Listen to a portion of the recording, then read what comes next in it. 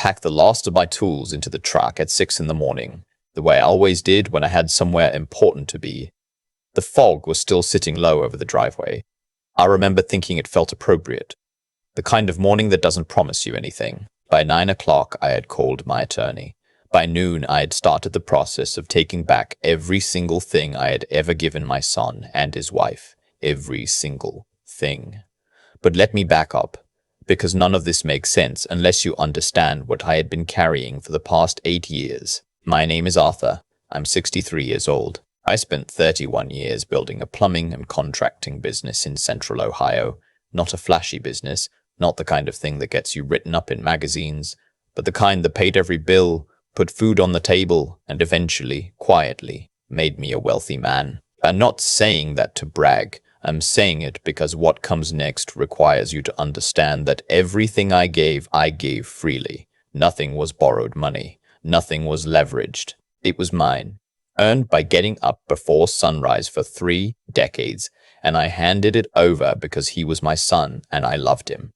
My son's name is Connor. He's 34. Smart kid. Always was.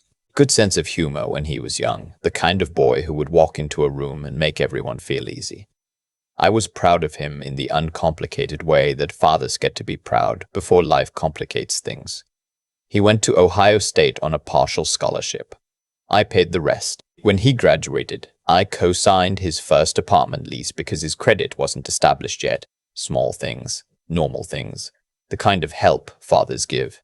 Then he met Melissa. I want to be careful here, because I've spent a lot of time examining my own feelings about this, and I don't want to be unfair. Melissa is not a bad person. She's just someone who was raised in a family where money was always someone else's responsibility, and she never really questioned that. Her mother, Donna, is a different story, but I'll get there.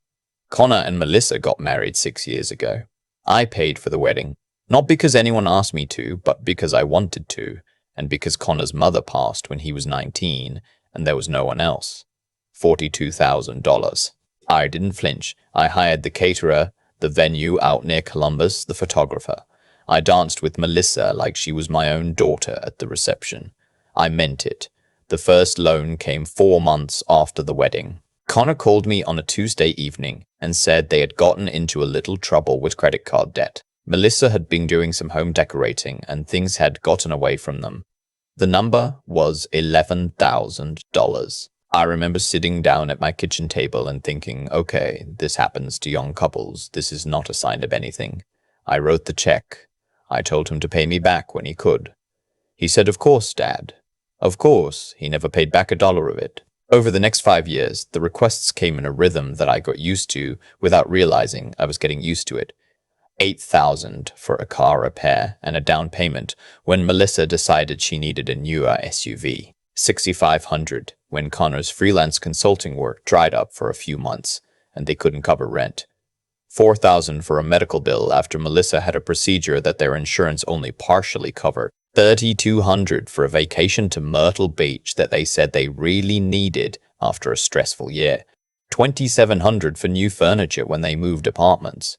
If you're keeping track, that's over $35,000 across 5 years, and none of it came back to me. Not once did Connor offer a payment plan. Not once did Melissa send a card that said thank you. What I got, mostly, was silence. And then the next call. I don't say this with pure bitterness. I say it with the kind of sadness that comes from watching someone you raised slowly become someone you don't recognize. There were still good moments.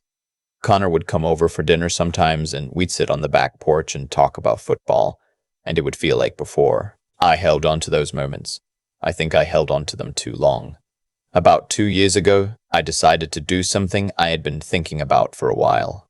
I had a property, a house I had purchased at auction and renovated myself, the way I used to love to do when I had the time.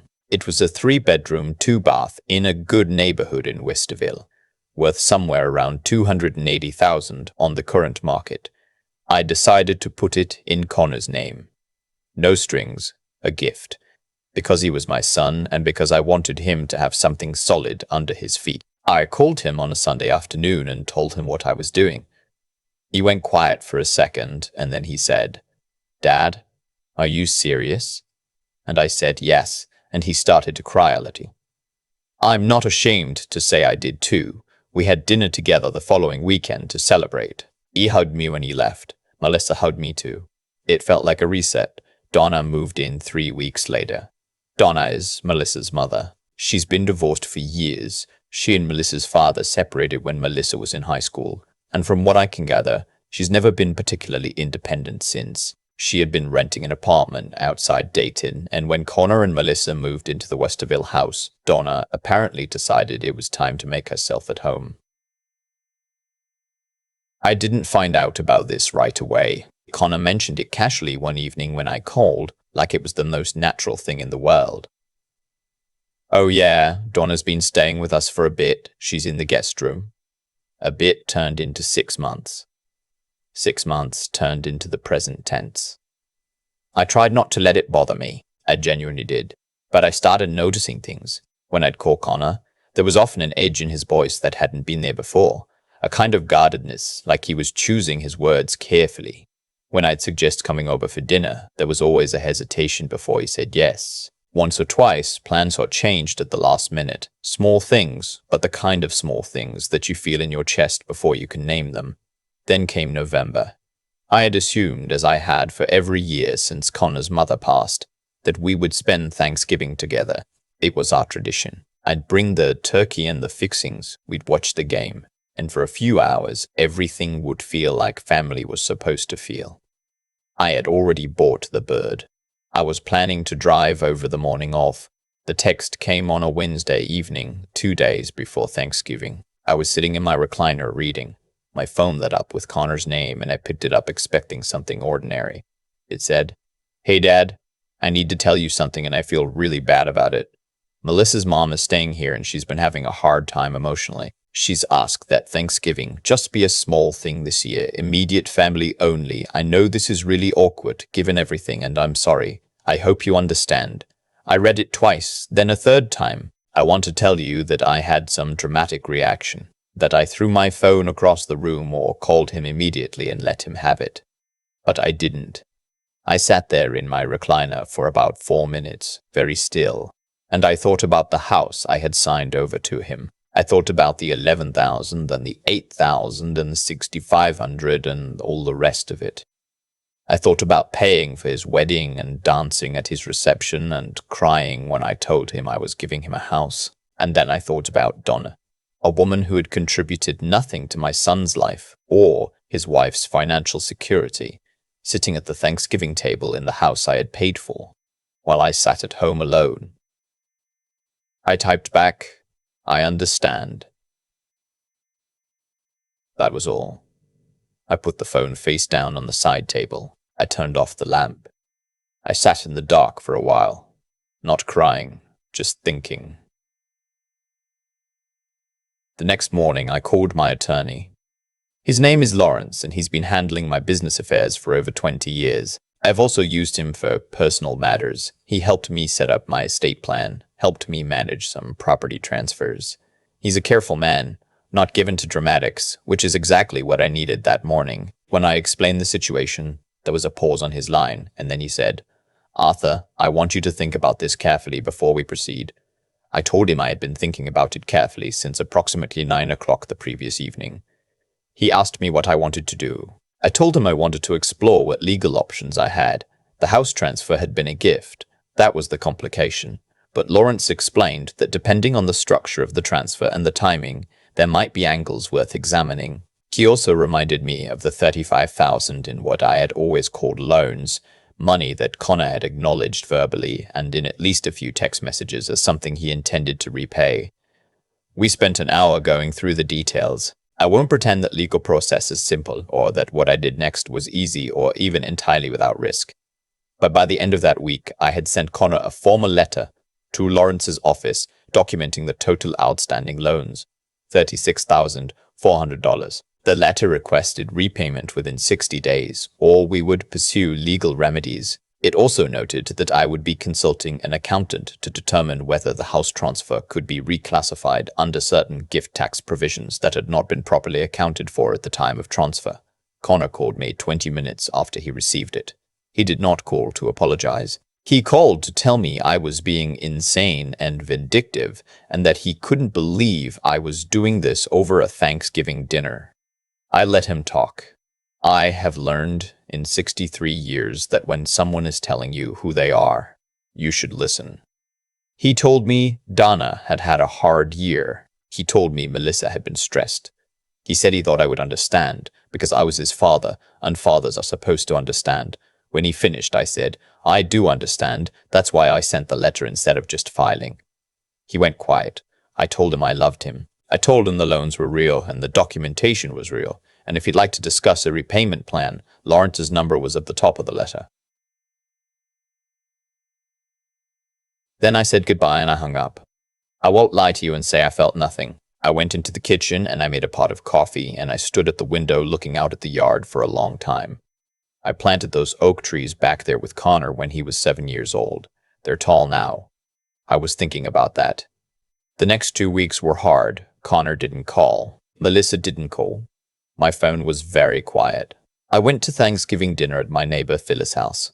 She's been a good friend for years, and she didn't ask too many questions, just made sure my glass was full and the food was warm, which was exactly right. What I did not anticipate was Melissa.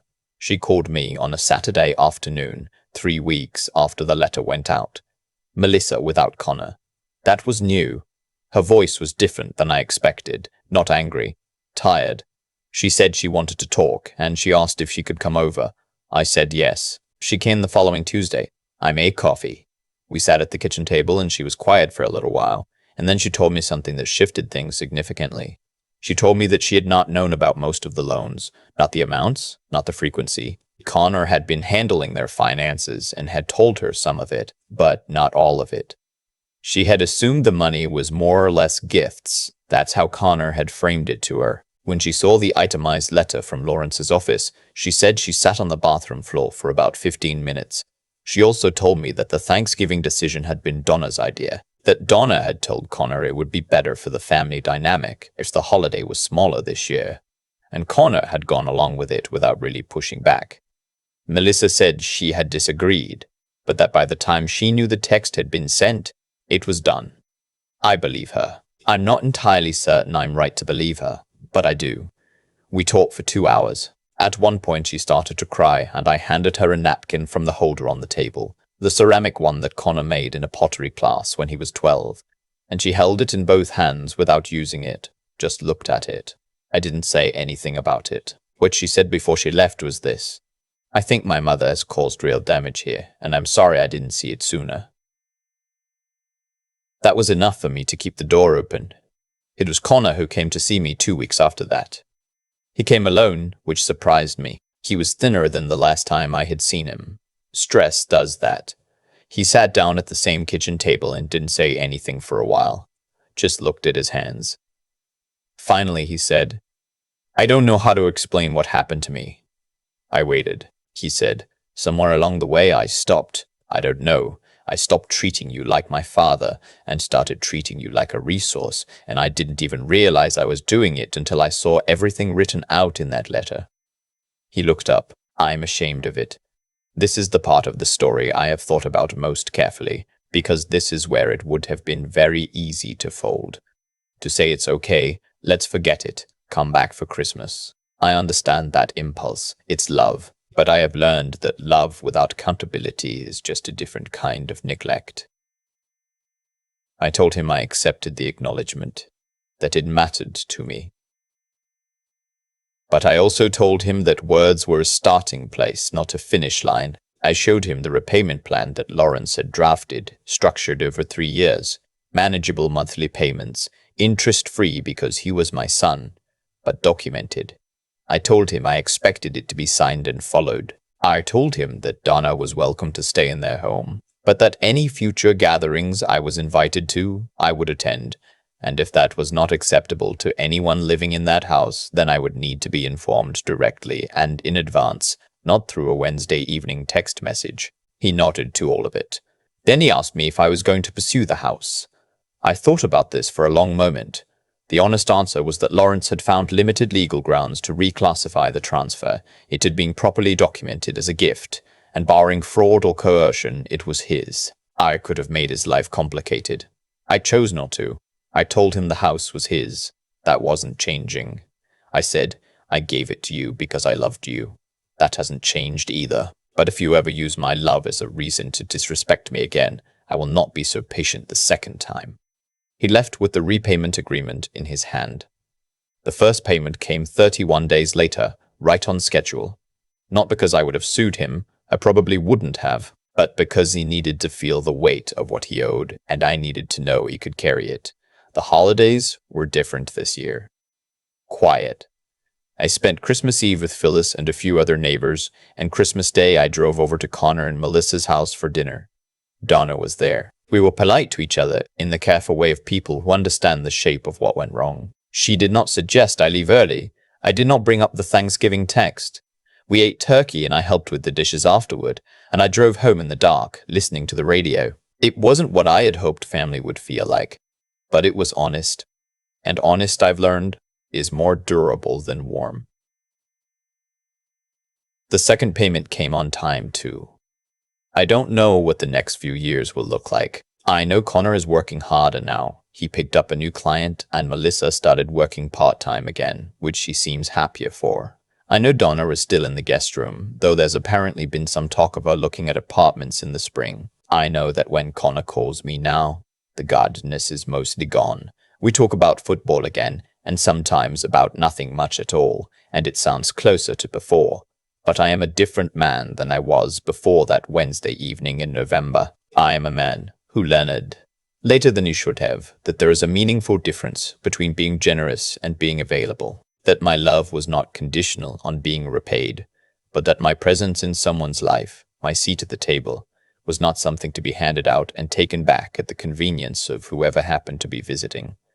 I earned my seat at that table, in ways that no one in that house can dispute. The fog burned off by mid-morning that day. I called Lawrence. I remember that too. I walked out onto the porch with my second cup of coffee, and the sun had come through, and the yard was bright, and the oak trees were bare.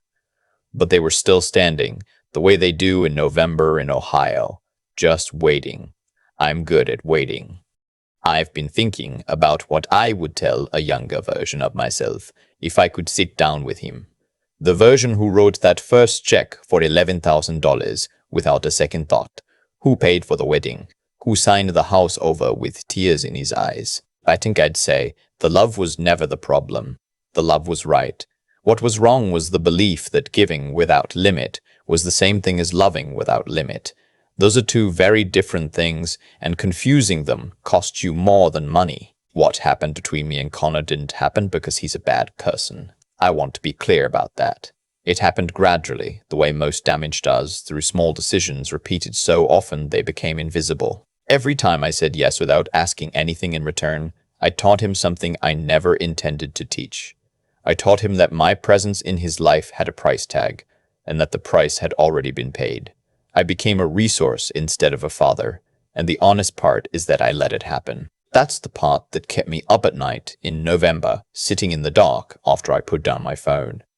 Accountability is not the same as punishment. I want people to understand that because I think there's a version of this story where I look like the villain, the father who sent a legal letter to his own son, who demanded repayment, who sat across a kitchen table with a signed repayment plan. But what I was actually doing was refusing to let Connor stay comfortable in a version of himself that was going to hurt him in the long run.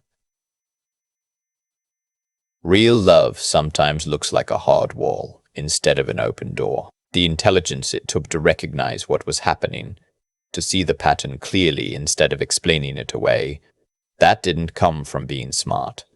It came from being willing to look at the situation honestly, even when honesty was painful. I had to admit that I had been part of what went wrong. That took something out of me. But it also gave me back something I hadn't realized I'd lost. My own sense of what I was worth to the people around me, and the resolve to actually do something, to call Lawrence that morning, to send the letter, to sit at that table and hold the line, even when Connor looked at me with that expression that every father recognizes. That wasn't anger. It was clarity. I had finally gotten clear on what I was willing to accept and what I was not. And once you get that clear, The action almost takes care of itself. Connor made his second payment on time. We talked on the phone last week about nothing in particular. The oak trees in my backyard are still standing. I think that's enough for now.